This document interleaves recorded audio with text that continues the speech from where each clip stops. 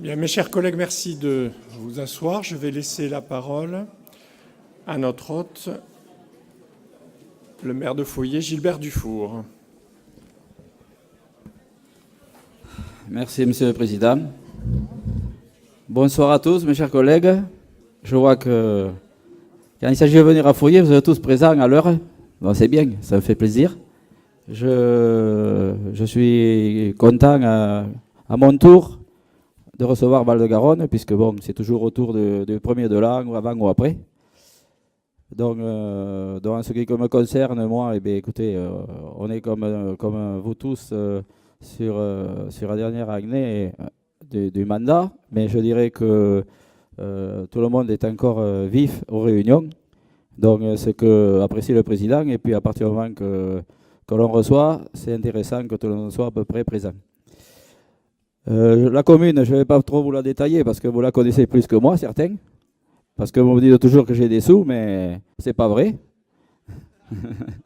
Alors j'ajouterai quand même que l'économie s'agrandit, que la CIR, quand vous passez sur la 813, c'est impressionnant déjà, les bâtiments qui sont en train de se construire. Dans tout ça, bravo à VGA et puis bravo à tous ceux qui travaillent pour. C'est pas ma faute si je se trouve à Foyer. Je suis désolé, mais bon, ça veut dire que bon, il y a un petit peu d'économie qui se passe et ce sont des entreprises qui ont près de 60 ans d'existence, qui sont conservées sur la commune. Donc en fait, je dirais que c'est un bon bilan pour eux et pour nous. Et je crois qu'on a besoin de toutes ces personnes courageuses aujourd'hui avec tout ce qui se passe. Donc tout ça, bien sûr, grâce au rond-point, qui a été aussi en partie financé par le département, par Val-de-Garonne et par la commune, qui a été un petit peu critiqué certaines fois, mais je crois que sans lui, il n'y aurait pas déjà ça. Donc je conçois que quelquefois, on râle quand chez les autres, mais bon, quand il y a un résultat derrière, à un moment donné, on peut oublier. Mais en fait, je pense que l'économie est là sur notre commune. Avec Tonnes, c'est vrai qu'on est dynamique. Mon collègue Dante, il me regarde. On s'entend bien. Bon, alors c'est le principal, s'entendre. Après, je dirais que bon, on a le plein de loisirs qui est à peu près terminé. Il y a un plein de loisirs qui est à peu près terminé. Il y a un gros projet derrière, puisque on en parlera tout à l'heure, mais c'est la nouvelle crèche qui est maintenant inscrite au programme. Donc je crois que c'est un succès pour Val-de-Garonne et puis aussi pour Foyer. Et pour moi, je suis aussi heureux d'avoir travaillé dans ce sens-là. Actuellement, il y a des travaux sur la commune. Bon, c'est à travers ce village, quelques petits aménagements avec un plateau pour essayer de ralentir les automobilistes. La sécurité pour la plaine des sports, la plaine de loisirs. Et en fait, de l'accessibilité pour les piétons éventuellement qui iraient jusqu'à la plaine de loisirs, les promeneurs qui passent aussi devant l'école. Donc en fait, voilà, il y a un trottoir qui est créé dans le virage qui est assez dangereux pour que chacun ait sa place et que la sécurité soit au maximum. Jusqu'à présent, on n'a pas eu trop de problèmes. Tout se passe bien, mais on ne sait jamais. On n'est jamais assez prudent.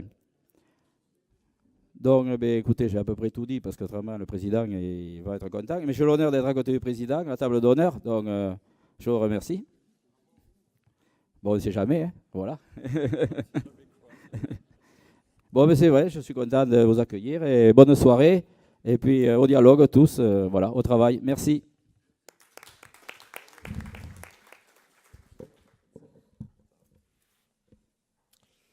Merci, monsieur le maire. Donc je note que vous entendez très bien, mais pour la Saint-Valentin, c'est parfait, ça me va. J'espère que vous avez tous bien signé la feuille de présence. Donc le quorum est atteint, nous pouvons déclarer la séance ouverte. Il nous faut désigner un secrétaire de séance. La dernière fois, c'était monsieur Duban. Donc Michel Couzigou, secrétaire de séance. Nous allons passer à quelques informations de calendrier. Jeudi 21 février, Forum de l'économie territoriale à partir de 15h au Comédia, tout l'après-midi et tout le temps aussi normalement dévolu à la conférence des vice-présidents. C'est l'acte 2 de ce Forum de l'économie, des États généraux de l'économie territoriale qui se sont passés pour l'acte 1 en 2015 avec une forme de bilan, d'évaluation de la feuille de route et un nouvel échange avec les entreprises pour savoir quelle doit être notre nouvelle feuille de route. Donc vous êtes tous bien évidemment conviés, c'est très important, c'est un moment important qui nous permet de vraiment de prendre la température auprès des entreprises de notre territoire. Le jeudi 7 mars, conférence des VP à 18h, salle Garonne. Et le jeudi 14 mars, le bureau communautaire à 18h, salle Jean Fenouillet. Normalement, la conférence des VP, c'est 18h30, me semble-t-il, normalement. Il n'y a pas une erreur? C'est l'inverse, c'est 18h30 le bureau. Mais 18h30 le bureau, voilà, il y en a un à 18h30. Non, donc c'est 18h30 le bureau et 18h la conférence des VP. Le mercredi 20 mars, conférence des VP à 18h salle Garonne et le jeudi 28, conseil communautaire à 18h30 à Sainte-Bazeille avec un point d'interrogation. C'est bon ou pas? D'accord, donc c'est validé à Sainte-Bazeille pour le jeudi 28 mars à 18h30. Je vous remercie. Alors, je vais faire remonter un dossier, vous le verrez tout à l'heure, parce qu'il me semblait difficile que nous votions pour des représentants dans un syndicat sans avoir approuvé préalablement les statuts de ce syndicat. Donc je préfère que nous votions le dossier 8 de mémoire avant le dossier 5. Je vous le rappellerai donc tout à l'heure. Nous allons passer tout de suite au premier dossier à l'ordre du jour, qui est donc le bilan d'activité 2018 avec une vidéo qui a été préparée par les services et que nous allons vous projeter tout de suite.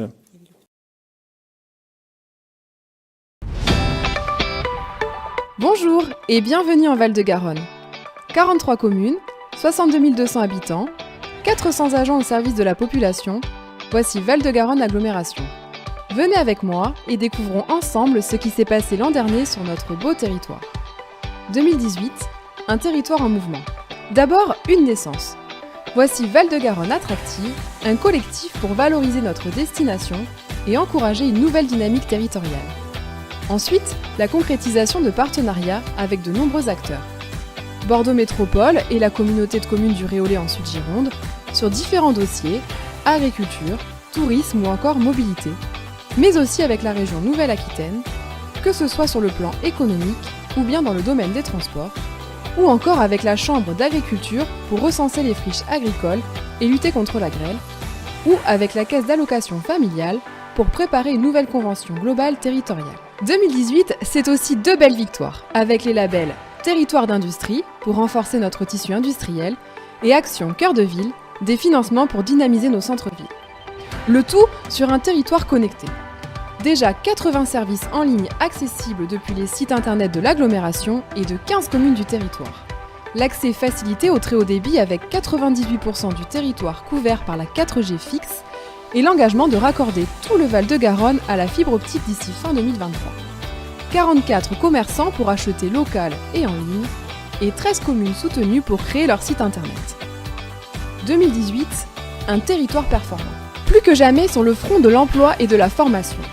En 2018, l'Agglo avance dans sa gestion prévisionnelle des emplois et des compétences pour rapprocher les demandeurs d'emploi des besoins des entreprises, avec notamment le beau succès pour la première édition de Garonne Emploi. Une agglomération au service de ses entrepreneurs. D'abord avec des terrains ou des bureaux pour s'installer, ainsi que des parcs d'activités, notamment Tonins-Samazan, qui continuent de se développer. Plus que jamais, l'Agglo accompagne la création des entreprises. L'Agglo a aussi déployé des aides pour les artisans, les commerçants, les prestataires de services et les agriculteurs, avec 2 dispositifs majeurs visant à moderniser les points de vente et à accompagner les projets de développement. La force de notre territoire, c'est aussi son agriculture, avec une production variée, des produits facilement accessibles. L'agglomération est particulièrement sensible à l'agriculture biologique, en plein développement avec sa couveuse agricole bio et le souhait d'en faire profiter la restauration scolaire. Enfin, la star de notre territoire, la tomate de Marmande. Elle vise le label rouge et l'IGP, indication géographique protégée, grâce à une démarche engagée avec l'association interprofessionnelle des fruits et légumes du Lot-et-Garonne. 2018, un territoire ultra vivant. Avec ses 23 millions d'euros de retombées économiques, le Val-de-Garonne prouve qu'il a de sérieux atouts touristiques. Principale nouveauté lancée en 2018, le projet de redynamisation de la maison de Jean de Garonne et de nos 5 haltes nautiques. Sans oublier le beau projet de voie verte, 23 km de balade entre Marmande et Casteljaloux sur une ancienne voie ferrée. Le territoire, plein de vitalité, a vibré au rythme d'une dizaine de manifestations soutenues par l'agglo. Mange livre, les concerts de Staccato, le festival lyrique en Marmandais, la BD dans le Pré, le festival BD de Clérac, Monde au Clown, le festival international de journalisme, Itinérance Jazz et Garonne. Et bien sûr, le Garo Rock, le festival des records. Plus de 16 000 festivaliers transportés gratuitement avec les bus de l'agglo et 2600 festivaliers venus se rafraîchir à Aquaval. 2018, un territoire au service de ses habitants. En 2018, près de 260 000 voyageurs ont emprunté les bus de notre réseau Evalis et 2151 enfants ont utilisé les 49 lignes de transport scolaire. L'agglomération prépare la mobilité de demain avec la poursuite du projet des pôles multimodaux autour des gares de Marmande et de Tonins. La jeunesse reste une de nos priorités. Tout est mis en œuvre pour garantir un accueil optimal des plus petits et poursuivre la mise en place d'aménagements. Et aussi 2600 enfants inscrits dans nos 6 centres de loisirs. En parallèle, le programme Terra d'Or Jeunesse séduit les 13-30 ans et le projet de rénovation de l'îlot des Capucins à Marmande est arrêté. Ça bouge aussi côté sport. Nos équipements aquatiques font le plein et se modernisent. Clin d'œil cette année, 2456 enfants ont fait leur première brasse ou perfectionné leur crawl dans les piscines d'Aquaval. Agir sur le cadre de vie de nos habitants. Je vous parlerai d'abord de l'équipe Habitat, de ses conseils gratuits et de ses aides financières. L'agglomération gère aussi l'urbanisme de 34 communes du territoire. L'agglo, c'est aussi des programmes ambitieux pour nos villes et villages, comme la politique de la ville, avec 2 quartiers prioritaires bénéficiant d'actions spécifiques à Marmande et Tonins. Enfin, l'agglo bouge avec l'Europe. Son programme leader, ses aides au financement et ses coopérations artistiques. Et agir pour notre attractivité médicale. Après les sites de Gardol à Tonins et Simone Veil au Mas d'Agenais, les élus ont lancé en 2018 le projet de création d'une 3e maison de santé à Clérac. Et l'agglomération a signé un contrat local de santé avec de nombreux partenaires, dont l'Agence régionale de santé. 2018, au service des communes. Des subventions pour des travaux. L'agglomération a attribué plus de 570 000 € de subventions à ses communes rurales, principalement en 2018 pour des aménagements de classes et des travaux d'accessibilité. Économie d'énergie. Le Val-de-Garonne a été reconnu territoire à énergie positive pour la croissance verte. 14 communes ont ainsi obtenu grâce à l'agglomération un financement de 100% de certains de leurs travaux de rénovation énergétique, soit près d'1 million d'euros. Être au service des communes, c'est aussi entretenir nos routes. C'est le quotidien des équipes voirie, mais c'est aussi lutter contre les inondations et gérer nos milieux aquatiques. Les élus ont validé un programme de diagnostic sur 160 km de digues classées ou non classées. Et l'année a été marquée par 2 inondations, dont celle du printemps, qui a occasionné près de 100 000 € de travaux pour consolider certaines digues endommagées. 2018 et l'environnement. Gérer les déchets. Le ramassage des déchets reste une priorité en 2018. Devenue obligatoire en 2016, la carte d'accès aux déchetteries fait désormais partie du quotidien des habitants, particuliers et professionnels. Gérer, sensibiliser et recycler. L'équipe environnement effectue également un important travail de sensibilisation au moyen d'animations et d'événements. Les prémices d'un engagement fort de l'agglomération sur le chemin de l'économie circulaire. Et toujours agir en faveur de l'environnement. Par exemple, avec l'achat de 10 véhicules électriques pour les déplacements professionnels des agents, la réalisation d'audits énergétiques sur 2 bâtiments de l'agglo, ainsi que la finalisation du diagnostic pour notre futur plan climat air-énergie territorial. Budget 2018. Un tel dynamisme repose sur l'existence d'un budget rigoureux et porteur d'avenir. 94 millions d'euros en 2018, dont 14 millions d'euros d'investissement dans des équipements structurants pour le territoire. Le tout sans hausse de fiscalité pour nos concitoyens et avec une réelle maîtrise des dépenses de fonctionnement. Une sérénité budgétaire atteinte grâce aux choix politiques des élus et aux efforts de gestion des services communautaires. Et voilà pour 2018. Pas facile de résumer toute une année en quelques minutes. Alors, si vous avez besoin d'en savoir plus, n'hésitez pas à nous contacter. Ici, ou là, ou encore ici. Quant à moi, je vous donne rendez-vous l'année prochaine. D'ici là, le Val-de-Garonne vous salue. Voilà le bilan d'activité 2018. Je crois qu'on peut applaudir le service com qui l'a réalisé.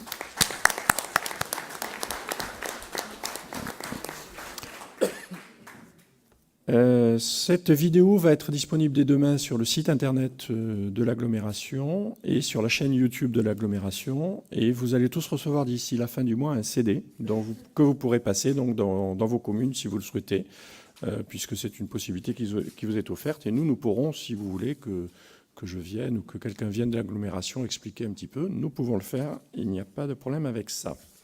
Nous allons passer maintenant au deuxième dossier. Garonne Emploi, bilan et financement de la première édition. Je donne la parole à Thierry Constant. D'accord. Donc, merci, Président. Donc, je vais vous présenter le bilan de Garonne Emploi. Mais avant cela, je vais vous le resituer un peu dans le contexte, je dirais, où il se situe par rapport aux états généraux de l'économie et puis ce qui en était sorti. Voilà. Donc, vous savez qu'en 2015, vous l'avez rappelé tout à l'heure, Président, nous avions organisé les états généraux de l'économie territoriale et nous avions fait deux constats essentiels. D'abord, le manque d'adéquation entre le profil de la main-d'œuvre disponible et les compétences recherchées. Et deuxième constat, la volonté des entreprises de mieux se connaître. Voilà. Partant de ce constat-là, partant aussi du constat que finalement l'emploi, c'est aussi un problème de proximité, nous avons engagé ce qu'on appelle une GPECT, c'est-à-dire une gestion prévisionnelle des emplois et des compétences territoriales. Voilà. Ça, c'est quoi? Pour aller vite, c'est essayer de mettre en adéquation les demandes des entreprises et les demandeurs d'emploi. On constate que d'un côté, effectivement, nous avons des entreprises qui n'arrivent pas à trouver la main-d'œuvre qu'il faut, et puis de l'autre côté, bien sûr, on constate que nous avons des chômeurs. Donc cette idée de pouvoir trouver un lien qui puisse effectivement faire que finalement, chacun trouve ce qu'il lui faut. C'est le but de la GPECT. Pour ce faire, ça, c'est donc un outil, enfin, c'est plus exactement une action, mais cette action, elle a besoin d'outils spécifiques.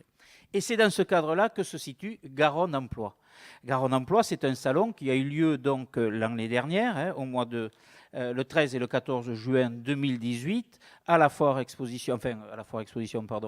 le hall des expositions à Marmande.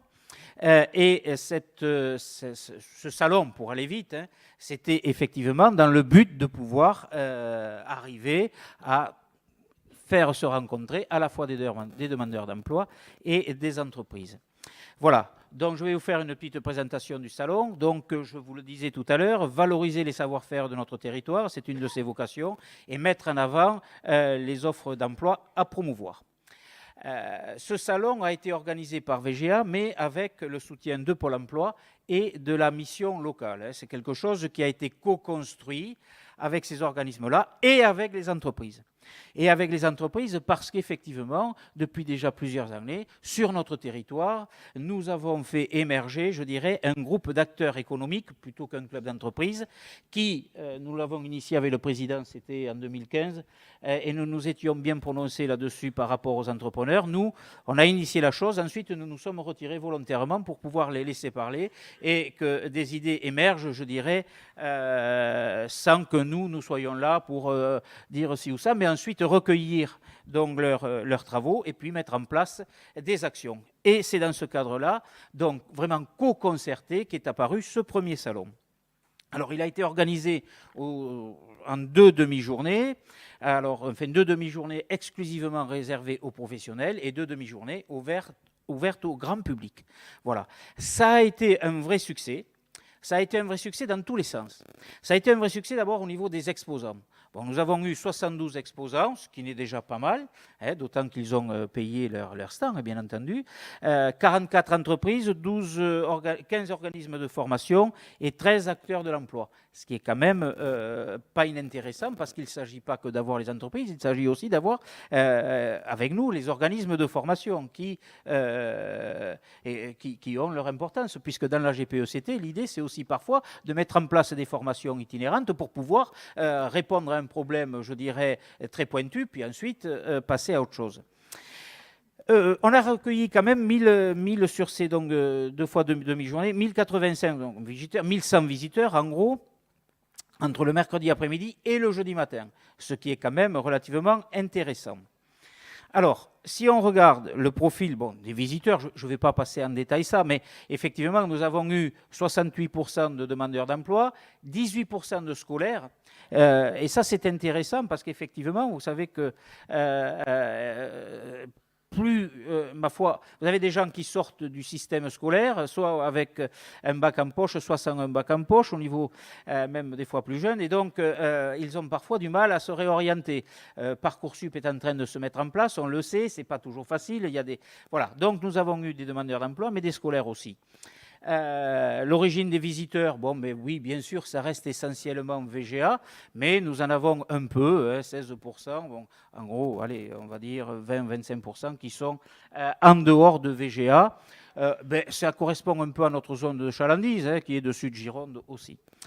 Quand vous regardez pourquoi sont-ils venus, oui, c'est pas étonnant qu'on ait à peu près 70%, allez, 2 tiers des gens qui soient là pour la recherche d'emploi, d'autres pour un peu des stages, recherche de stages et d'apprentissage. Ça aussi, c'est un vrai questionnement. Je crois qu'il faudra que nous allions plus loin là-dedans. Vous avez des jeunes qui cherchent des stages, vous savez, alors soit des stages après la 3e, soit parfois des stages plus longs. Et là, il y a des fois des difficultés. Je pense que là, nous ne sommes pas encore assez loin pour éventuellement les aider. Voilà. Ça, ce sont essentiellement donc ceux qui sont venus nous voir. On a fait des petits questionnaires pour savoir s'ils avaient été satisfaits. On en a à peu près les 3/4 de satisfaits de cette manifestation. Et vous verrez tout à l'heure qu'ils sont demandeurs d'en refaire une autre. Du point de vue des exposants, si on regarde ce qui se passe, on a fait un petit débriefing à chaud. Finalement, le point de vue des exposants se résume à 2 choses, clairement. Ils sont là pour le recrutement et ils sont là aussi pour créer des liens entre eux. Ça, c'est les 2 choses vraiment importantes, puisque finalement, c'est à la fois d'un réseautage et puis, bien sûr, de sources de recrutement qu'ils seront satisfaits si on a des résultats. Le réseautage, ça sert malgré tout, si vous voulez, effectivement, à mieux se connaître entre soi. Parfois évoquer des difficultés qu'on rencontre ensemble, c'est quand même pas inintéressant. Voilà. Donc le bilan volé au niveau du recrutement, ce qu'il faut savoir quand même, c'est que nous avons eu, on va le dire très vite, 38 entretiens qui se sont faits, d'accord, qui ont débouché sur 29 CDD ou CDI et 2 contrats pro en alternance. Plus les intérimaires. Ce qui n'est pas quand même trop mal au vu de ce salon. D'où l'idée, bien sûr, de le refaire. Les entreprises sont tout à fait demandeurs de ça. Et je crois qu'effectivement, ça peut être une très bonne chose quand on voit quand même ce sur quoi ça a malgré tout débouché. Voilà. On est passé sur le niveau de satisfaction. Vous l'avez déjà, c'est pas mal. On va pas s'y éterniser. Je voudrais quand même revenir maintenant pour finir sur quand même le financement parce que c'est quand même important. Il faut savoir, et je le dis très clairement, que VGA a autofinancé 6 718 €. D'accord. Donc vous voyez, pour quand même le nombre de CDI, de CDD qu'on a créé, 6 718 €, c'est pas énorme. Alors pourquoi? Bien sûr, c'est pas le coût de la manifestation totale. Le coût de la manifestation est aux alentours de 38 000 €. Mais par contre, nous avons eu des recettes d'exposants de la région, de leaders, le Républicain, qu'on remercie parce qu'ils ont été partenaires, et ce qui fait que VGA n'a, pour cette manifestation, qui était quand même intéressante, on a déboursé 6 718 €. Voilà ce que je voulais vous dire au sujet de Garonne Emploi. Moi, j'insiste vraiment sur le fait que cet outil a plu aux entrepreneurs, qu'ils sont demandeurs à nouveau de faire quelque chose à ce niveau-là. Il n'y a pas que les entreprises, il y a aussi les organismes de formation. Je crois qu'il faudrait qu'on le fasse plutôt dans l'année par rapport au mois de juin, parce que vous savez qu'avec Parcoursup, etc., les jeunes, puisqu'on a, au-delà des entreprises, des centres de formation, il faut qu'ils puissent prendre des décisions avant. Donc, c'est vrai que ça serait bien si on pouvait l'avoir un peu plus tôt dans l'année. Voilà, merci Président. Je vous ai en quelques mots dit l'essentiel. Merci bien. Y a-t-il des questions sur ce dossier? C'est un dossier très important sur notre territoire. Oui, Jean Guiraud. Donc on voit le bilan de cette Garonne Emploi.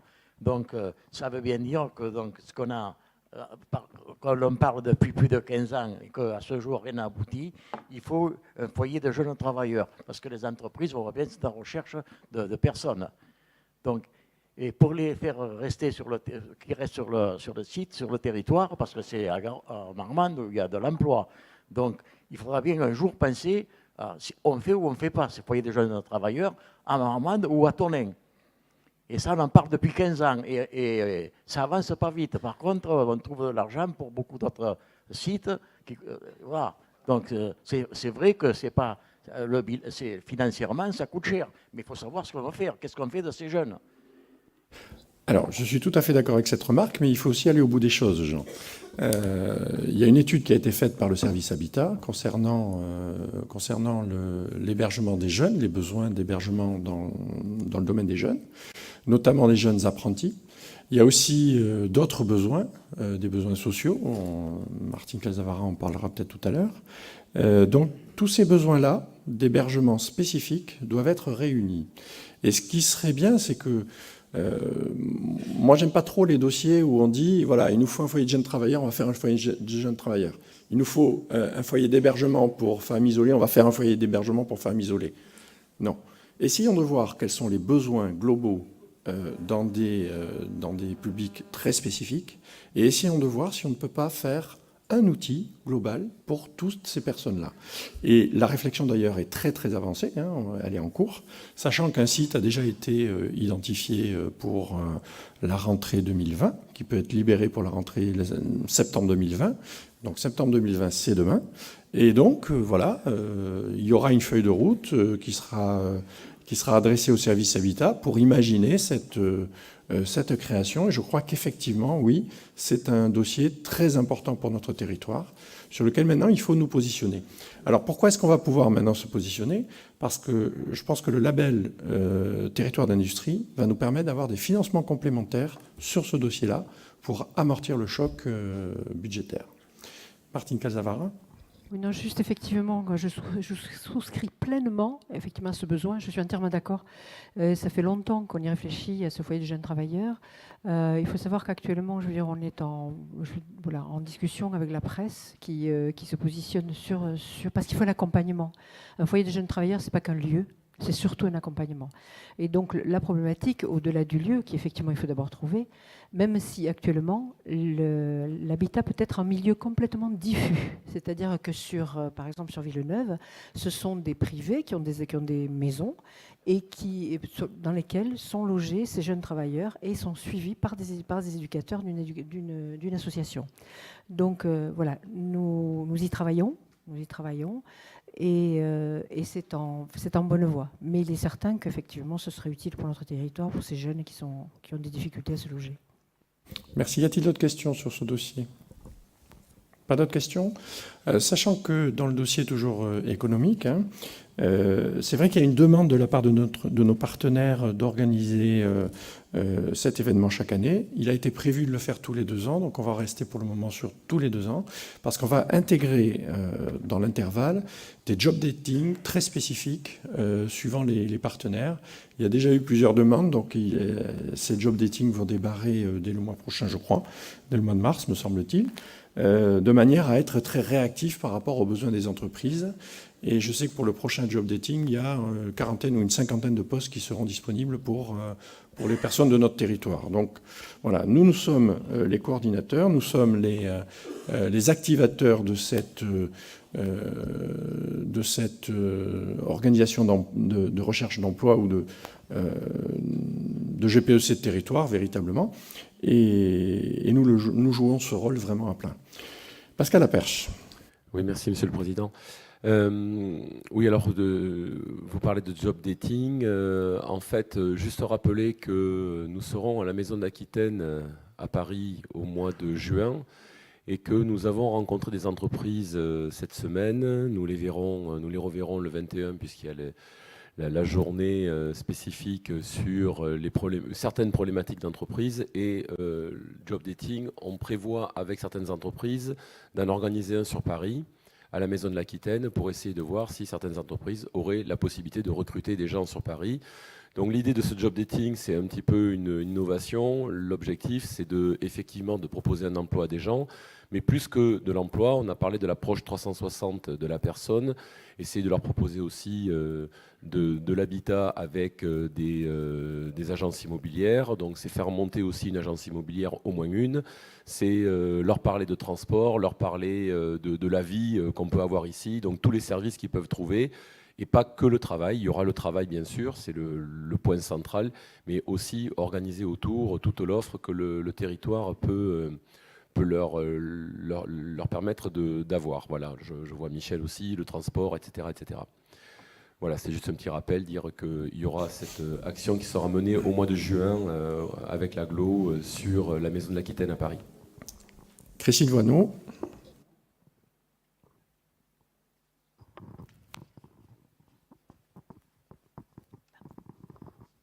Merci, Monsieur le Président. Ce que vient de dire là Pascal est très intéressant parce qu'il faudrait aussi profiter peut-être justement de ce moment à la Maison d'Aquitaine pour présenter également au niveau santé nos besoins, ce que l'on offre. Ça serait l'occasion d'avoir une vitrine. Ça me semble intéressant. Tout à fait juste. Ouais, il faudra vraiment l'organiser. D'autres interventions sur ce dossier ? Vous m'autorisez à valider donc le plan de financement. Qui est contre? Qui s'abstient? Je vous remercie. Dossier numéro 3, c'est une information concernant la réhabilitation de la LSH de Marmande. Je donne la parole à Jean-Luc Armand. Oui, merci Président. Bonjour à toutes et à tous. Alors effectivement, c'est une note d'information sur la réhabilitation de la LSH de Marmande. La LSH de Marmande est un bâtiment, enfin un ensemble de bâtiments vétustes aujourd'hui, sa construction date des années 60-70. Certaines des salles de la LSH ont été fermées ces dernières années parce qu'elles ne permettaient plus de recevoir donc, des enfants dans des conditions de sécurité satisfaisantes. Et donc, l'idée de réhabiliter le centre de loisirs de Marmande court depuis, on va dire, 2 ou 3 ans, 3 ou 4 ans. Et elle a été étudiée, mais un petit peu au coup par coup, en fonction un peu des opportunités de terrain ou des opportunités de bâtiments qui se présentaient. Donc, en accord avec le Président, nous avons souhaité mettre en place une intercommission, dès le mois de septembre de l'année dernière, regroupant donc des élus de Val-de-Garonne Agglomération et des élus de la ville de Marmande, de façon à, une bonne fois pour toutes, avoir une vision très objective des différents terrains ou lieux qui étaient proposés pour la réhabilitation du centre. Donc cette intercommission s'est réunie donc, le 6 septembre. Il y avait 12 sites qui était potentiellement intéressant pour recevoir et accueillir cette LSH. Bien entendu, le site actuel de l'Olia en faisait partie.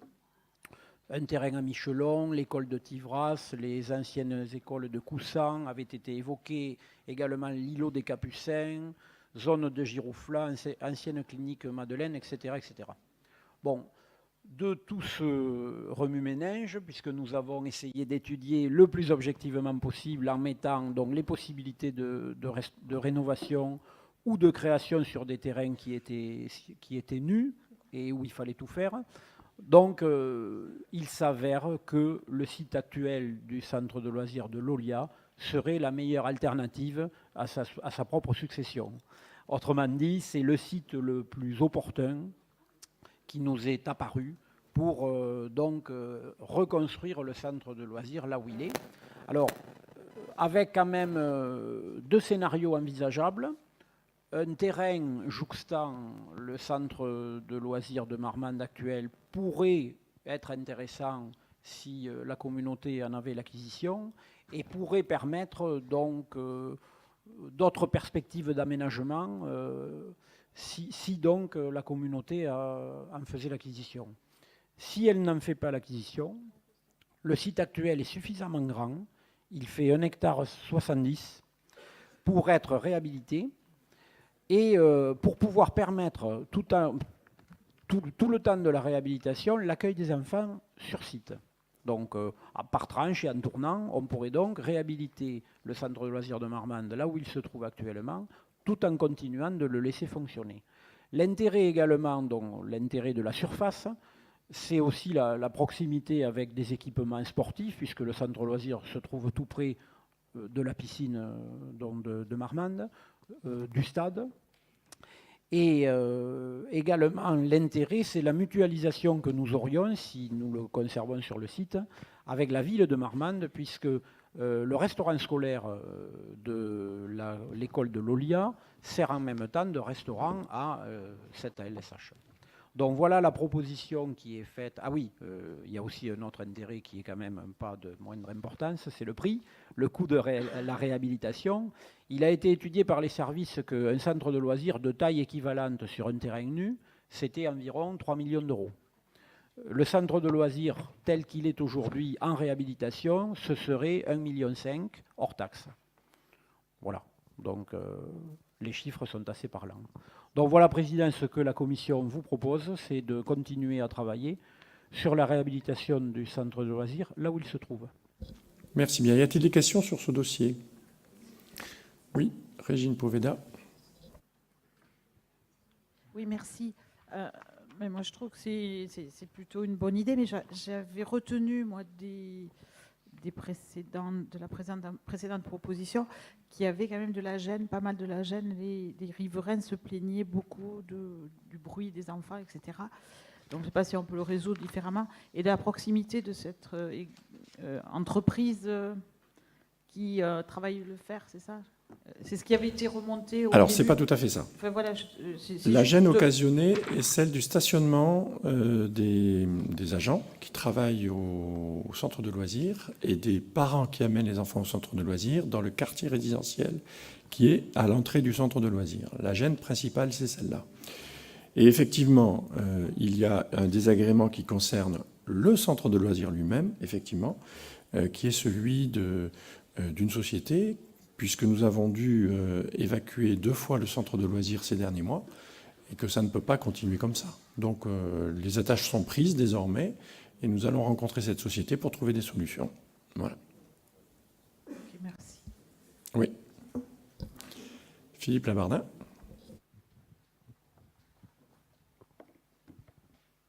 En fait, c'est ce que je voulais dire. Il faudra trouver de toute façon une solution, parce que ça gêne évidemment le quartier. C'est un quartier résidentiel et on a effectivement en permanence des relances de riverains qui se plaignent du bruit, du fait que les gens se garent n'importe où, y compris devant leur entrée. Donc voilà, ça pose un vrai souci. Donc il faut savoir qu'on ne pourra pas se priver effectivement de la création d'un parking à proximité. Voilà.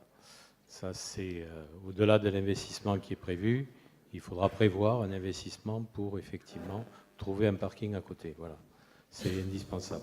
Oui, c'est indispensable et nous réfléchissons sur l'opportunité de créer un système de dépose par les parents à l'intérieur du site, de manière à ce qu'il n'y ait pas de nuisance sur l'extérieur.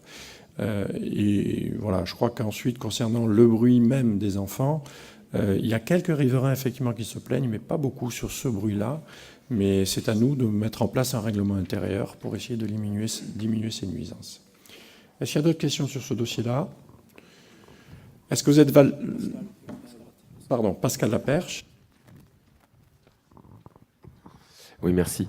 Oui, alors sur le centre de loisirs, moi je crois qu'effectivement on a atteint un petit peu on est arrivé au bout d'une histoire. Je crois qu'effectivement ces travaux sont absolument nécessaires. On s'est posé plein de questions de savoir si on le déménageait ou pas. Aujourd'hui, on est parti sur le fait de le réhabiliter. Moi, je trouve ça très bien. Peut-être que l'entreprise à côté, je crois qu'il en a été question à un moment donné de voir s'il pouvait éventuellement déménager. Donc, je ne sais pas si des contacts ont été pris, mais ça pouvait aussi être la possibilité de créer un parking à l'emplacement de cette entreprise et peut-être de fluidifier la circulation. Ensuite, sur les bâtiments, je n'y reviendrai pas, mais je sais qu'ils sont plus qu'obsolètes.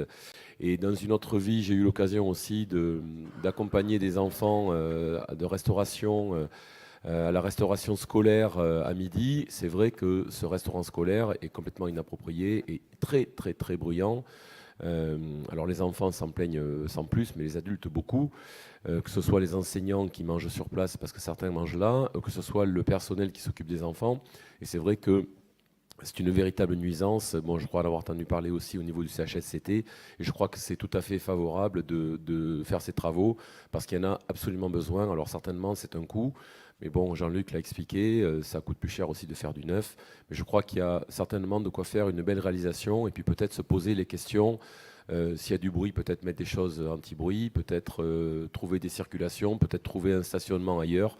Je crois que si on lance la réflexion, c'est le moment opportun pour lancer une réflexion globale.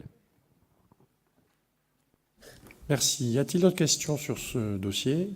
Pas d'autres questions? Vous validez la démarche? Qui est contre? Qui s'abstient?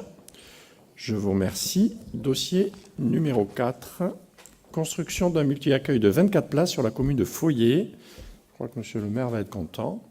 Je laisse la parole encore à Jean-Luc Armand. Donc, merci, Président. Alors, il s'agit là aussi d'une crèche communautaire de Foyer que tout le monde connaît. C'est une crèche aujourd'hui qui accueille, qui a 20 places.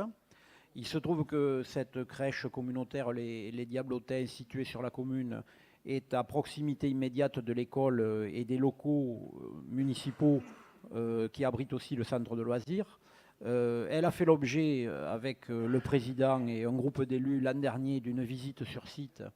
Bon, moi, je l'avais déjà visité en 2015 et avait fait le constat, comme il a été fait à nouveau en 2018, que de l'exiguïté des locaux, d'une part, locaux très exigus, la directrice n'a pratiquement pas de bureau, ça tient plus du placard à balai que du bureau, il n'y a pas de confidentialité quand elle veut accueillir les parents, et surtout la grosse difficulté de réhabilitation, c'est qu'il n'y a pas de possibilité d'extension de cette crèche de Foyer sur le site où elle se trouve aujourd'hui, parce que il n'y a pas de place, tout simplement, et il y aurait à la limite une petite possibilité d'extension, mais sur des salles sans fenêtre, des salles noires, quoi.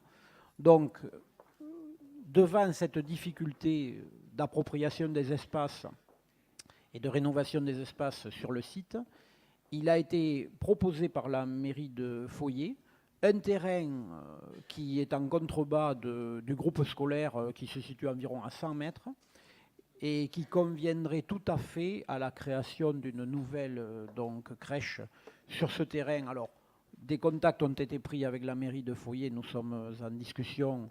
En théorie, ce serait un terrain qui serait cédé à l'euro symbolique, monsieur le maire, mais je te laisserai la parole tout à l'heure. Il y aura également après des discussions sur la création des voiries, puisque depuis 2 ou 3 ans, Val-de-Garonne, lorsqu'elle crée des établissements sur des communes, en général la commune s'engage à réaliser les voiries et les aménagements extérieurs. Donc cette crèche serait portée, si on la faisait sur un terrain à proximité de l'école, à 24 places. Aujourd'hui, elle en a 20, ce qui permettrait d'avoir une extension de l'accueil de plus de 10% et qui générerait du coup des aides substantielles de la CAF, puisque, Monsieur le Président, la CAF s'engage avec nous à condition qu'il y ait une extension du nombre de places d'au moins 10%. Ce serait le cas ici. Donc on pourrait espérer des financements de plus de 200 000 euros, je crois 220 ou 230 000 euros de mémoire, 220 000 euros de mémoire de la CAF. Donc, et ce qui permettrait aussi de répondre à un réel besoin sur ce secteur, puisque la crèche de Foyer fait partie des établissements les plus fréquentés du territoire Val-de-Garonne. Voilà en gros, donc on serait pour cette création sur un projet estimé autour de 600 000 euros hors taxe, dont 720 000 euros TTC. Alors, je me tourne vers la commission des travaux. Des premières esquisses de l'architecte ont été données. Elles dépassent cette enveloppe. Nous avons déjà travaillé avec l'architecte pour le faire revenir dans le périmètre de l'enveloppe financière qui a été définie. Voilà ce que je voulais dire. Je vous rends la parole, si peut-être monsieur le maire de Foyer. Gilbert Dufour. Merci. Alors oui, effectivement, cette crèche, Elle a été construite sous le préau de l'école, autrefois. Donc en fait, elle a bien dépanné longtemps. Aujourd'hui, c'est vrai que les caractéristiques des bâtiments changent et par rapport aux employés, il faut un certain disons confort supplémentaire. Voilà, tout change et l'accessibilité avec. Donc c'est vrai qu'on est coincé et on ne peut pas faire d'agrandissement sur ce lieu. Par contre, à tout près, à même pas 100 mètres, voilà, d'un terrain disponible avec un site magnifique, une vue magnifique sur l'aire de loisirs et le Tolza plus bas. Donc en fait, c'est végétatif parce qu'en fait, c'est la campagne tout autour. Et donc, je pense que voilà, c'est l'endroit idéal. L'endroit idéal pour que les enfants puissent s'épanouir et en même temps, même les employés, parce qu'il y aura des vues qui seront agréables à regarder. C'est vrai que la mutualisation était une bonne chose parce qu'au départ, au début du mandat, le président était venu visiter nos écoles, le centre de loisirs, la crèche, tout ce qui suit. Donc la mutualisation, elle avait convenu, mais arrive un moment où on est trop serré. Et à partir du moment qu'il y a des vacances scolaires et qu'on remet des agents dans les classes et qu'après il y a un nettoyage supplémentaire, enfin tout ça devient un problème. Et ce bâtiment qui va être repris pour le centre de loisirs, en fait, va économiser un petit peu de ménage pour les classes l'été. Alors, c'est que du bien et du bien-être pour tout le monde. Et la crèche sera à l'extérieur de l'école, mais tout près quand même, puisque la route en sens unique desservira la crèche, donc il n'y aura pas de problème de circulation. Et aujourd'hui, comme tout à l'heure je disais, vu qu'il y a des aménagements dans le village, à traversée du village, un peu d'amélioration, pour une petite enveloppe, puisqu'en fait c'est la fin des fonds de concours pour ma commune, puisqu'il restait 20 000 euros. Et 20 000 euros de la part de Val-de-Garonne, qui est le maître d'ouvrage de ces travaux-là, qui sont commencés lundi. Et donc en fait c'est une sécurité supplémentaire pour la sortie des écoles. Et il y aura un plateau au niveau du centre de loisirs, de la plaine des sports, et un élargissement de la chaussée pour les piétons. Donc voilà, c'est un petit peu en avant-première que l'on fait ça pour éventuellement cette crèche et puis d'autres réalisations par rapport au parking. On verra ça au fur et à mesure. C'est vrai, ce que l'esquisse qui a été présenté, en fait, moi je trouve qu'il y a quand même un peu d'argent en trop. Je crois que l'architecte il peut revoir un petit peu sa copie parce qu'on était à 700 et maintenant d'un coup on est à 800, on n'a encore rien fait. Je pense que le terrain il est pas très compliqué à construction, donc il ne devrait pas y avoir des problèmes et il faut revoir tout ça parce que c'est quand même le contribuable qui paie. Alors il faut faire attention à ce que l'on fait. Mais voilà, c'est tout. Je suis satisfait de cette réalisation. Merci bien. Y a-t-il des questions sur ce dossier? Juste avant les questions, Président, merci Gilbert d'avoir rappelé qu'effectivement, en construisant un bâtiment neuf, on pourra à moyen terme récupérer les locaux de l'ancienne crèche au profit du centre de loisirs, puisque le centre de loisirs de Foyer est le seul donc à être hébergé dans les locaux scolaires, ce qui n'est pas sans poser quelques problèmes, quelquefois, notamment au niveau des vacances, où il faut effectivement fermer le centre de loisirs un peu plus tôt pour pouvoir réaménager l'école, etc. Donc ça sera un plus, parce que le centre de loisirs est un peu à l'étroit aussi, et dans des locaux partagés. Voilà.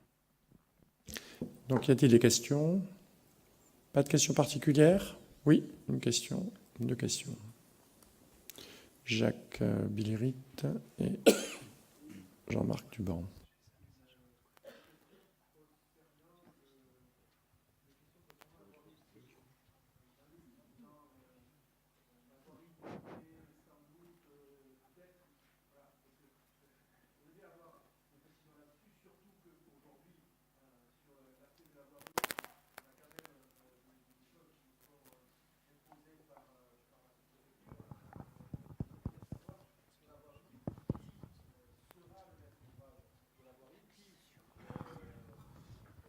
Et à quel montant ça va, quel est le montant qu'il va y avoir là-dessus? Du moins si c'est l'agglo qui doit le prendre en charge. Quand on parle de voirie, on parle de voirie intérieure du site. La voirie à l'extérieur du site, c'est la voirie communale ou agglo. Donc c'est le droit commun. Mais là, on parle de voirie à l'intérieur du site et d'aménagement extérieur du site. Oui, mais excuse-moi, justement, là, je vois bien sur le projet il nous a annoncé un certain prix. Bon, tout à l'heure, il y a eu des aspects de voirie qui ont été dits. Donc, même si c'est à l'intérieur du site, si le site, c'est quand même l'agglo qui demain va avoir le site, si le terrain est donné au franc, à l'euro symbolique, c'est qui le prend en charge et quel est le montant, que ce soit interne ou externe. Parce que dans tous les cas, en termes externes, la voirie, à moins qu'elle soit comprise dans le projet lui-même, moi j'ai compris que le projet lui-même, c'est uniquement la partie bâtiment, c'est quel est le montant qui va y avoir et à la charge de qui cela sera. Voilà. On n'est pas dans le cadre d'une voirie publique, hein. On est dans le cadre de l'aménagement privé du site. C'est pas la voirie publique, là. C'est pas la voirie. On parle de voirie, mais c'est pas la voirie. C'est l'aménagement du site en interne. C'est pas la voirie. C'est pas la compétence voirie. Bien. Donc, pardon, je reprends. Alors, sur le projet qui nous est présenté, je le vois à 720 000 euros sur la délibération. Sur le projet qui nous est présenté, est-ce que c'est un projet avec les aménagements externes ou est-ce que c'est un projet uniquement bâtiment? Sans les aménagements externes. Voilà. Sans les aménagements. Voilà. Et c'est la commune qui réalise les aménagements externes. Alors, en fait, c'est les bâtiments Val-de-Garonne, et en fait, tout ce qui est environnement, c'est-à-dire jardin ou délimitation par des végétations, là, qui sont sur l'agglo. Et c'est vrai que sur la voirie, on a discuté, mais on n'a pas approfondi le sujet, parce que je n'ai pas de devis. Je veux savoir aussi des devis, connaître des devis, et voir un petit peu ce qu'il faut faire là, à ce niveau. C'est vrai qu'il faut un certain nombre de places de parking supplémentaires, et l'accès de la voirie communale, c'est à ce parking. Alors, c'est tout près de la route, mais en fait, les voiries, ça va vite, les chiffres montent vite. Donc, en fait, je veux aussi savoir, bien sûr, au fur et à mesure, pour se préparer à tout cela. Et bien sûr, si Val-de-Garonne est décidé à payer en économisant sur les bâtiments, je la remercie déjà. Mais voilà. Alors, Jean-Marc Duban. Ah oui, pardon. Pour apporter peut-être une information supplémentaire à Jacques, ça se passerait, si j'ai bien compris. Alors, j'ai employé le conditionnel tout à l'heure parce que les discussions sont en cours, voilà, avec la municipalité de Foyer. Donc voilà pourquoi je n'ai pas été plus affirmatif que cela. Ensuite, je pense que ça se passerait comme ça s'est passé sur les maisons médicales du Mas d'Agenais. Je parle sous le contrôle de Francis et de Clérac, c'est-à-dire que la voirie serait réalisée par Val-de-Garonne et un fonds de concours de la commune viendrait sur tout ou partie. C'est ça, hein, c'est bien ce qui a été fait sur les... Voilà, un fonds de concours serait demandé à la commune sur tout ou partie des aménagements. C'est comme ça que ça s'est passé, Francis? Pas tout à fait? Mais à Clérac, c'est comme ça. D'accord. Mais Clérac, les négociations se passeraient comme ça. Jean-Marc Duban. Oui, bonjour à tous. Juste une petite intervention, ça concerne donc la commission de travaux. La commission de travaux a déjà travaillé un petit peu sur ce sujet. La commission de travaux est composée donc d'élus professionnels du bâtiment souvent et qui sont très pertinents dans leur conseil. Et par rapport à ce qui nous a été présenté, on a trouvé des choses un petit peu particulières. Hein. Donc il faudrait tenir compte de leur avis. Et il serait très important de tenir compte de leur avis parce que ce qu'on a besoin avant tout pour les enfants et pour le personnel et pour ceux qui vont l'utiliser, de quelque chose de simple et d'intéressant à utiliser. Voilà. Donc aujourd'hui, on ne veut pas partir sur des schémas un peu utopiques, ce qui ne servent à rien. Voilà. Alors, je rejoins ce qui vient d'être dit. C'est important parce que lorsqu'on a construit certaines micro-crèches, on s'est aperçu après coup que certaines dimensions, certaines normes n'étaient pas correspondantes à ce qu'il aurait fallu faire. Donc, ne refaisons pas les mêmes erreurs et effectivement, tenons compte des professionnels du bâtiment, mais aussi des professionnels de l'enfance. Ouais, les deux. Voilà. Oui, Michel Ferry. Oui. Alors, je ne suis pas contre la création d'une crèche parce que Pimiclan en profite de Foyer. Je voudrais savoir qui c'est qui s'occupe de l'entretien après, des parcs et jardins, tout ça. Parce que j'entends dire que certains agents AVGA vont nettoyer ici, des anciens sites, des ci, des là. Alors, si vous me faites une crèche à 700 000 euros, je la tondrai, moi, chez moi. Hein, je passerai la tondeuse, je l'entretiendrai, je la balayerai. Voilà. Mais enfin, ça, à VGA, il va falloir le régler aussi. Parce que quand on fait des projets comme ça, la commune peut au moins s'occuper de l'entretien des pelouses et tout ça. Voilà. Je pense que oui, il faut qu'on établisse un cadre global et pas qu'on y revienne à chaque épisode. Et je vais demander à quelques élus effectivement de réfléchir à ça. Il faut qu'il y ait une réflexion autour de la taxe foncière, de l'entretien et effectivement des travaux, hein, puisque l'agglomération se charge du gros financement. Oui, Jean-Claude Derc. Oui, effectivement, c'est le cas. Il y a une convention de passé entre la commune et VGA, et ce sont les communes, enfin, pour en revenir à la microcrèche de Marcellus, ce sont les agents de la commune qui entretiennent le parc et les abords avec une convention de passé avec VGA. Oui, mais là, effectivement, ce que dit Michel Ferry, c'est que la commune qui accueille un outil intercommunal peut se charger financièrement aussi de l'entretien. C'est le cas. Voilà. C'est le cas. Non, parce que nous, c'est facturé après à l'agglomération. C'est facturé à l'agglomération. Au niveau du parc, mais tout ce qui est aux abords, c'est la commune qui le prend en charge. D'accord. Donc il faut qu'on réfléchisse là-dessus, effectivement, qu'on établisse un cahier des charges global et invariable en fonction des dossiers. Hein, oui. Je pense que le problème doit effectivement aller au-delà. Et nous, en commission économie, on a aussi réfléchi, mais on n'est pas allé plus loin, sur l'entretien de nos zones artisanales aussi. Qui doit les prendre en charge? Je pense que ça doit être intégré dans cette même réflexion-là, parce qu'il y a un vrai problème là qu'a soulevé Michel et qui va à peu près dans le sens de ce que je pense. Oui.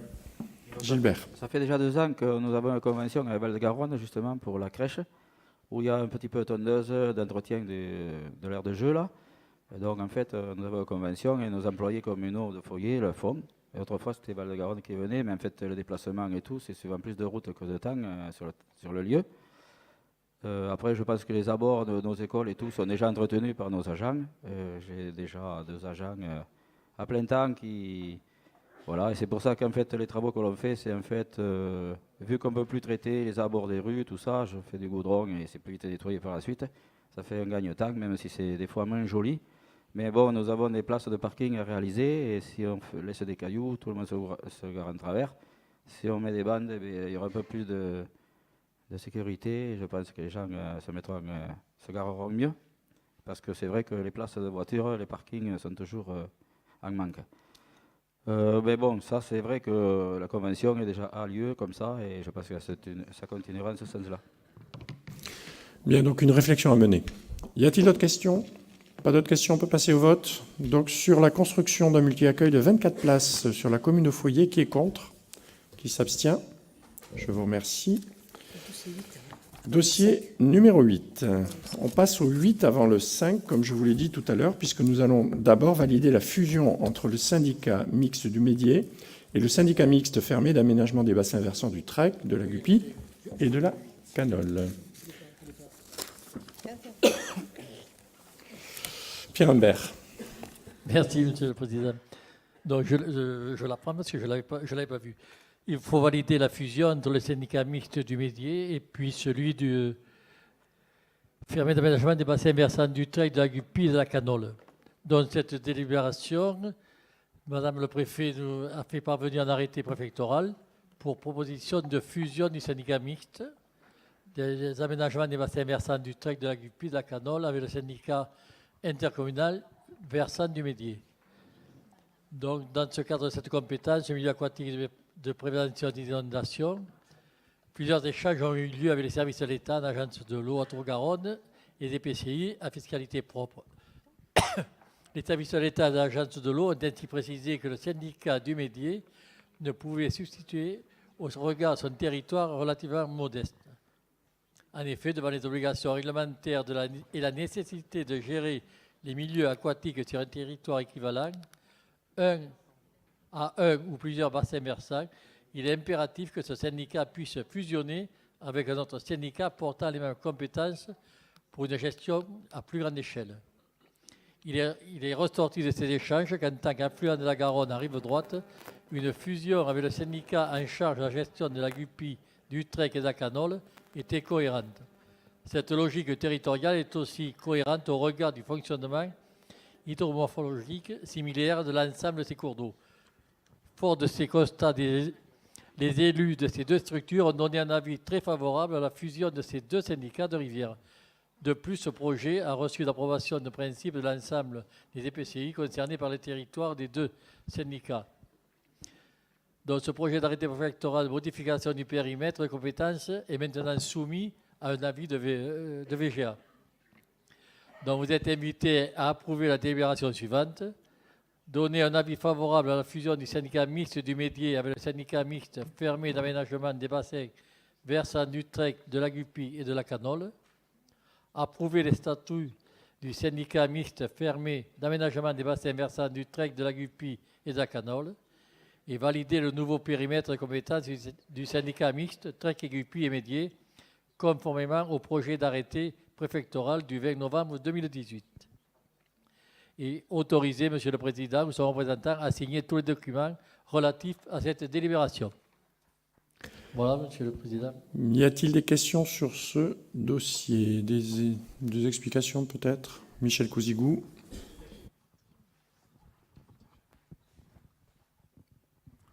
Oui, une explication. Rien de nouveau en fait, parce que vous avez déjà voté ces statuts en septembre 2017 ou octobre 2017. Ce qui s'est passé en fait, c'est que la procédure entre le département du Lot-et-Garonne et de la Gironde, les services de l'État de ces deux départements ne sont pas entendus sur la procédure et donc on a relancé cette procédure de fusion de ce syndicat qui fait un syndicat qu'on appellerait rive droite de tous les bassins versants, rive droite de la Garonne. Voilà.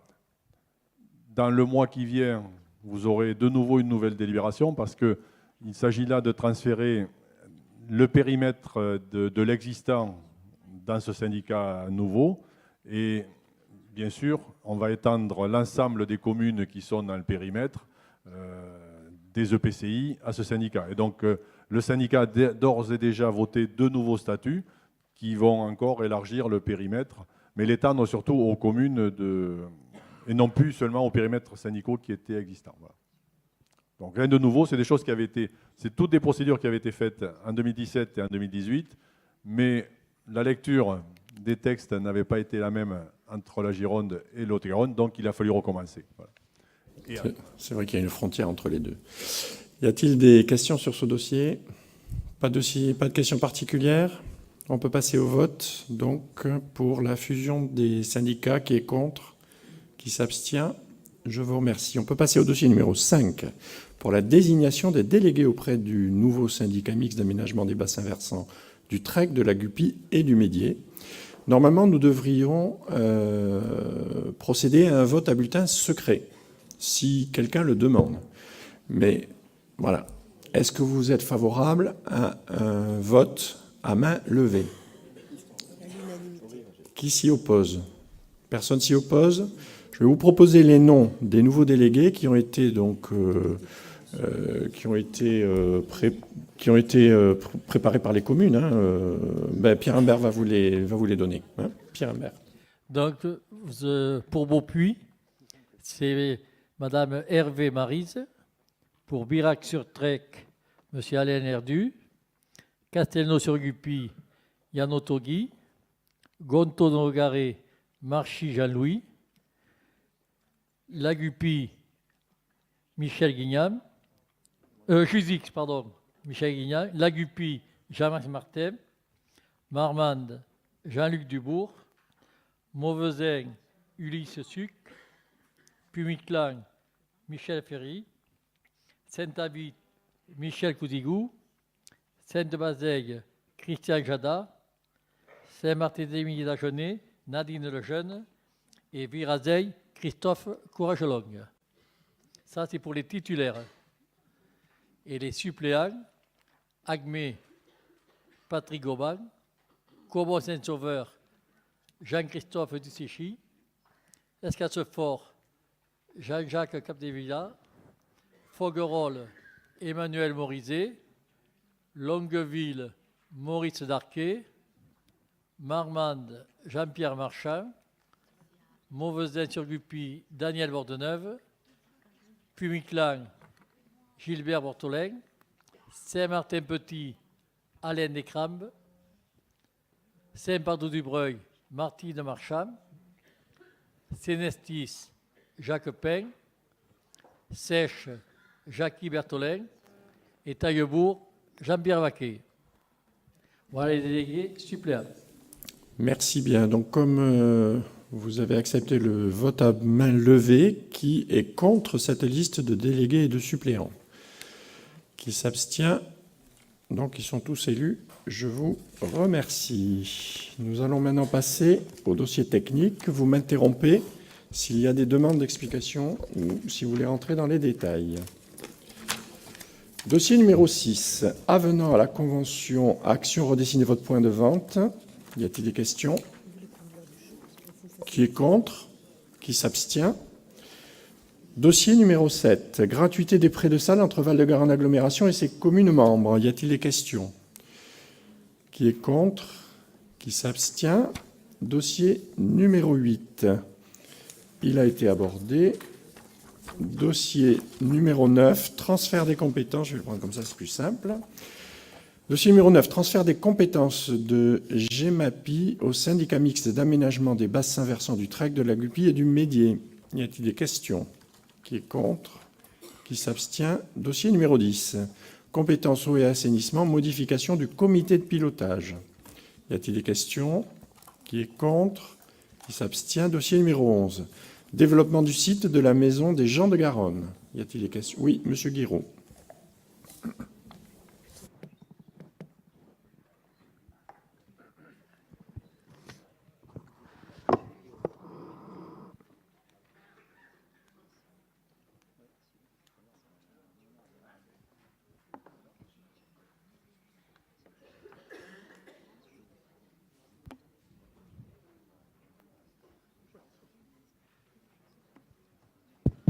Oui, donc je veux dire que ce dossier est très intéressant pour Val-de-Garonne s'il arrive à son terme.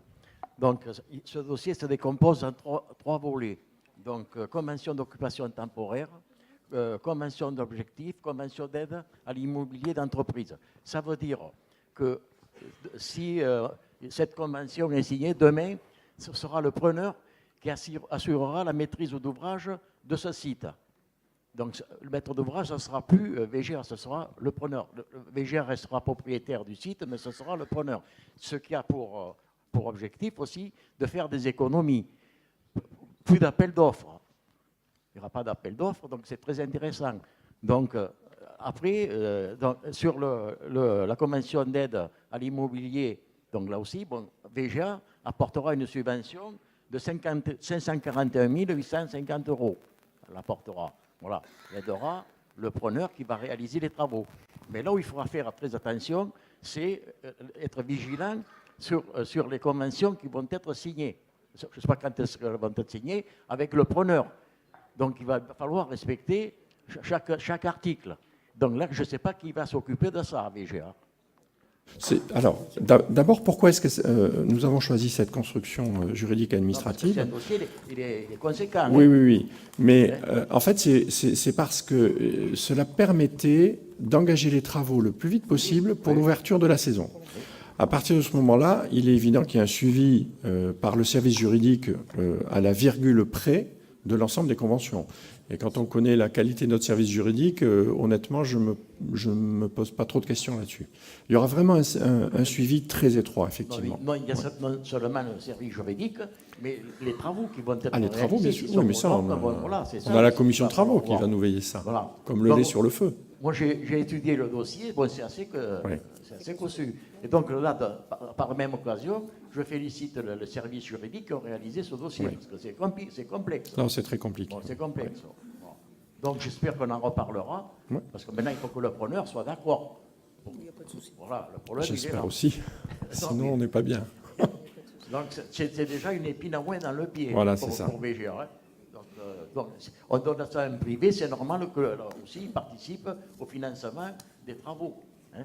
Voilà, merci. Merci Jean Guiraud. Y a-t-il d'autres questions sur ce dossier numéro 11? Donc qui est contre? Qui s'abstient? Je vous remercie. Dossier numéro 12, engagement de Val-de-Garonne Agglomération dans l'appel à projet nouvelle organisation des territoires touristiques. Y a-t-il des questions? Qui est contre? Qui s'abstient. Dossier numéro 13, modification de l'emploi de chef de service habitat. Y a-t-il des questions? Qui est contre? Qui s'abstient? Dossier numéro 14, modification du poste chargé de mission développement social. Y a-t-il des questions? Qui est contre? Qui s'abstient? Dossier numéro 15, modification des taux de promotion à l'effectif. Y a-t-il des questions? Qui est contre? Qui s'abstient? Dossier numéro 16, création d'emplois et modification du tableau des effectifs. Y a-t-il des questions? Qui est contre? Qui s'abstient? Dossier numéro 17, indice de référence des indemnités des élus. Y a-t-il des questions? Qui est contre? Qui s'abstient? Dossier numéro 18, modification du règlement des fonds de concours 2016-2020 au profit des communes membres. Y a-t-il des questions? Qui est contre? Qui s'abstient? Oui. Ah oui, bien sûr, oui. Des questions, oui, oui. Oui, donc voilà, sur les fonds de concours 2016-2020. Donc, ouais, j'aimerais avoir une explication plus... Enfin, D'accord. Bon, en fait, alors, il faut le dire. C'est uniquement... Alors, c'est juste le règlement, là. Hein. Et dans le règlement, on a introduit, à la demande de certains... Oui, je vais donner la parole à Francis Dutil, qui connaît beaucoup mieux le dossier que moi. Oui, simplement, Gilbert, tu sais quand on a fait le règlement des fonds de concours, on a listé des travaux. Et on s'est rendu compte aujourd'hui, en particulier sur la défense incendie, qui est de la compétence de la commune, qu'on ne l'avait pas mis officiellement. Donc le changement de règlement, c'est pour officialiser le fait que les gens qui ont besoin de faire de la défense incendie peuvent bénéficier des fonds de concours. Voilà. C'est une modification complémentaire à ce qui avait été fait lors du règlement initial en 2015. D'accord, merci. Ouais, c'est par rapport aussi aux nouvelles constructions avec les PLU et tout ça, parce qu'en fait, voilà. Exactement. Je crois que la première question qui a été posée, c'est par la commune de Cocumont, qui dans son PLU a eu l'obligation de mettre des défenses incendies complémentaires et qui s'est interrogée pourquoi tous les autres travaux pouvaient être financés au travers de fonds de concours, sauf la défense incendie, parce qu'elle n'était pas nominativement inscrite. D'accord, merci pour la réponse. D'autant, si je peux me permettre d'ajouter, que la DETR, cette année, prend en compte donc, les dépenses liées à la défense incendie, depuis donc l'exercice 2019.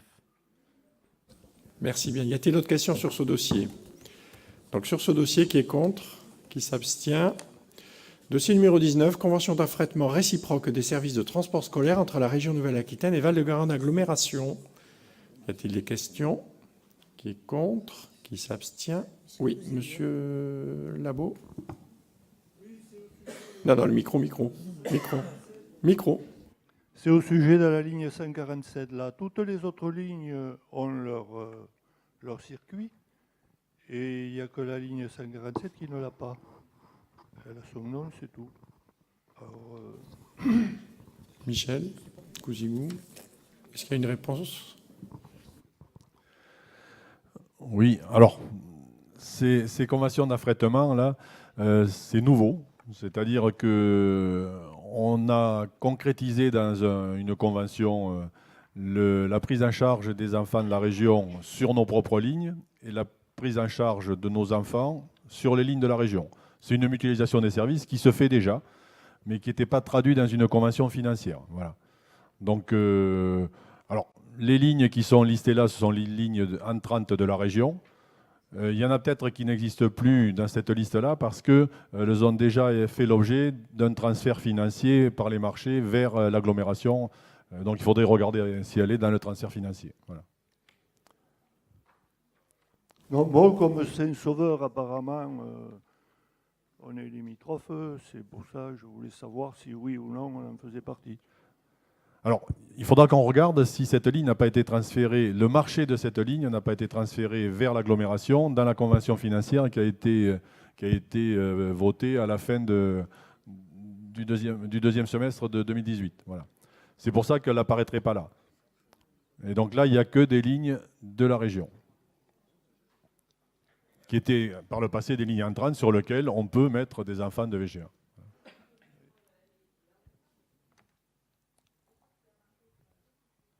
S'il vous plaît, prenez des micros et ne marmonnez pas dans vos coins. Non, Merci. c'est vrai que je n'avais pas vu. Effectivement, les autres, tous, il y a la Bastide, Marmande, Marmande-Nandata, Lose Marmande, Miramont-Marmande et Circuit de Cocumont, effectivement. Il y a eu peut-être une coquille, je ne sais pas. Villeneuve-Tonnet, la Gruère-le-Mas. Non, Michel, c'est sur Là, il y a l'intitulé de la Est-ce que ligne. c'est ça, je sais justement. pas. Pardon, c'est Enfin, peut-être pas il faudrait regarder ça dans le détail, mais toutes les lignes sont concernées. Dans le texte qui est là, il semble qu'il n'y ait mis que les lignes qui sont de la compétence région, c'est-à-dire dont les marchés sont passés par la région. Mais l'ensemble des lignes de VGA sont sur une liste des lignes.